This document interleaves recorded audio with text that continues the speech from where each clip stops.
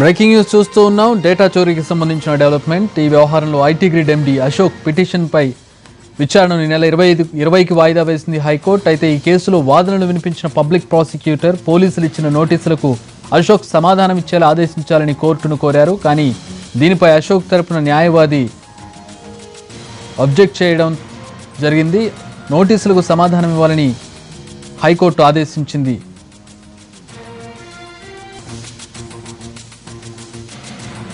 Data చోరీ కేసులో కీలకమైన ఐటీ గ్రిడ్ ఎండీ అశోక్ పిటిషన్పై విచారణను ఈ నెల 20కి వాయిదా వేసింది హైకోర్టు. ఈ కేసులో వాదనలు వినిపించిన పబ్లిక్ ప్రాసిక్యూటర్ పోలీసులు ఇచ్చిన నోటీసులకు అశోక్ సమాధానం ఇచ్చేలా ఆదేశించాలని కోర్టును కోరారు. దీనిపై అశోక్ తరపు న్యాయవాది వ్యతిరేకించారు, అబ్జెక్షన్ తెలియజేశారు. అయితే నోటీసులకు సమాధానం ఇవ్వాలని అశోక్ను హైకోర్టు ఆదేశించింది. ఇది ఈరోజు అశోక్ పిటిషన్కు సంబంధించిన విచారణకు సంబంధించినటువంటి అప్డేట్స్. దానికి సంబంధించిన బ్రేకింగ్ మనం చూస్తూ ఉన్నాం.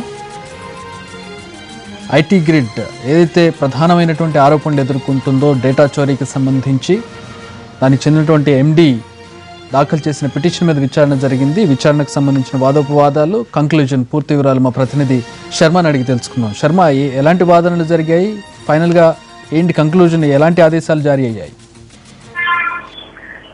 ఐటీ గ్రిడ్ కేసు విచారణ సిట్ దర్యాప్తు కొనసాగిస్తోంది. అయితే ఇందులో ప్రధానమైనటువంటి వ్యక్తి ఎండీ అశోక్. అతన్ని విచారిస్తే గానీ దీనికి సంబంధించినటువంటి విషయాలు వెలుగు చూస్తాయన్న భావనతో సిట్టు ఉంది. అందుకోసమే అతనికి నోటీసులు జారీ చేసింది. కానీ ఆ నోటీసులను సవాల్ చేస్తూ ఈ కేసు తనపై నమోదైనటువంటి కేసును కొట్టివేయాలి అంటూ అతను క్వాష్ పిటిషన్ హైకోర్టులో దాఖలు చేశారు. దానికి సంబంధించినటువంటి విచారణ ఇవాళ సాగింది. ప్రధానంగా ఆయనకు సంబంధించినటువంటి అశోక్ కు సంబంధించినటువంటి లాయర్ వాదనలు వినిపిస్తూ తనకు నోటీసులు జారీ చేశారు తన క్లయింట్ కు సంబంధించి. కానీ అతనికి ఈ కేసుతో ఏ రకమైనటువంటి సంబంధం లేదు. ఆంధ్రప్రదేశ్ లో జరిగినటువంటి అఫెన్స్ కాబట్టి అక్కడి పోలీసులు మాత్రమే దర్యాప్తు చేయాల్సి ఉంది.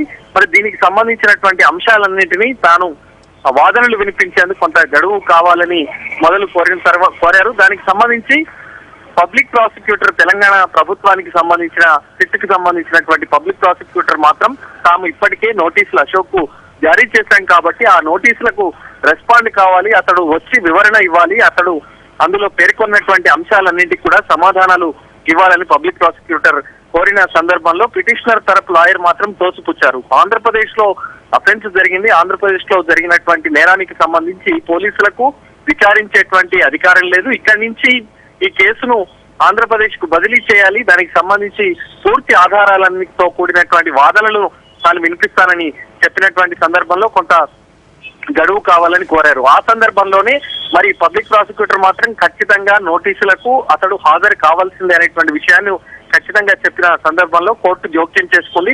మొదలైతే ఏదైతే సిట్ నోటీసులు జారీ చేసిందో దానికి సమాధానాలు ఇవ్వాల్సిందే, అతడు ఖచ్చితంగా హాజరు కావాల్సిందే అనేటువంటి విషయాన్ని చెప్పింది. మళ్ళీ ఈ మధ్యలోనే అతన్ని అరెస్ట్ చేయకూడదంటూ కూడా పిటిషనర్ తరపు లాయర్ ఆ వాదనల్లో వినిపించిన సందర్భంలో అరెస్ట్ కు సంబంధించినటువంటి స్టే అంశాన్ని మాత్రం తాము ఇప్పుడు పరిగణలోకి తీసుకోలేము, దానికి సంబంధించినటువంటి ఎటువంటి ఆదేశాలు కూడా తాము జారీ చేయలేము అనేటువంటి విషయాన్ని హైకోర్టు స్పష్టం చేసింది. దీన్ని బట్టి ఇప్పటికీ ఐటీ గ్రిడ్ వ్యవహారంలో సిట్ ఏదైతే నోటీసులు జారీ చేసిందో ఖచ్చితంగా అశోక్ సిట్ ముందు హాజరు కావాల్సిందే, ఆ నోటీసులకు అతడు సమాధానాలు ఇవ్వాల్సిందే. మరి అరెస్ట్ వ్యవహారానికి సంబంధించి కోర్టు క్లారిటీ ఇవ్వలేదు కాబట్టి ఒకవేళ పోలీసు అధికారాలను ఉపయోగించి అతడు చెప్పినటువంటి సమాధానాలకు సంతృప్తి చెందితే ఓకే, అతన్ని అరెస్ట్ చేయకుండా వదిలివేసే అవకాశాలు ఉంటాయి. ఒకవేళ సంతృప్తి చెందకపోతే మరి అతన్ని అరెస్టు చేసేటువంటి విషయంలో పోలీసులు మరి ఏ విధంగా వ్యవహరిస్తారనేటువంటిది చూడాల్సి ఉంది. మొత్తానికి మాత్రం హైకోర్టులో అశోక్ కు